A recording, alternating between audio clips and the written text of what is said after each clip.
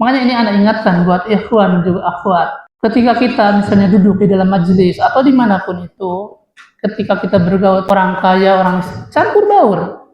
Jangan sampai di kajian misalnya ada kajian ibu-ibu, ini kelompok emak-emak yang bajunya mungkin agak compang-camping, ini kelompok ibu-ibu yang matching dandanannya. Jangan terpisah-pisah seperti itu. Di majelis saya itu tidak senang saya melihat hal-hal seperti itu. Kita semua campur baur.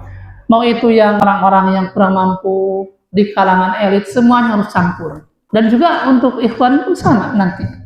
Tidak boleh. Mungkin kalau di sini enggak ya, tapi ada mungkin sebagian kajian itu ada seperti yang kelompok-kelompok. Tidak boleh kelompok-kelompok. Malah anak nasihatkan ya, ketika kita dalam kajian itu tanya, mungkin ada kawan kita yang membutuhkan bantuan.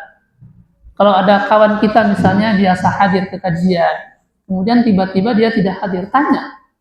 Mungkin dia ada kebutuhan yang lain, mungkin dia tidak punya bensin misalnya untuk berangkat kajian, atau dia misalnya tidak punya beras sehingga harus keluar dulu. Tanya, kita harus saling menanyakan tentang kabar, tentang kebutuhan masing-masing. Jangan sampai kajian itu cuek-cuek ya, tidak boleh. Kita harus saling sapa. Ketika kita ada sedikit rezeki, maka kita tanya orang-orang yang membutuhkan itu bagaimana keadaan kamu, punya beras apa tidak, seperti itu tanya.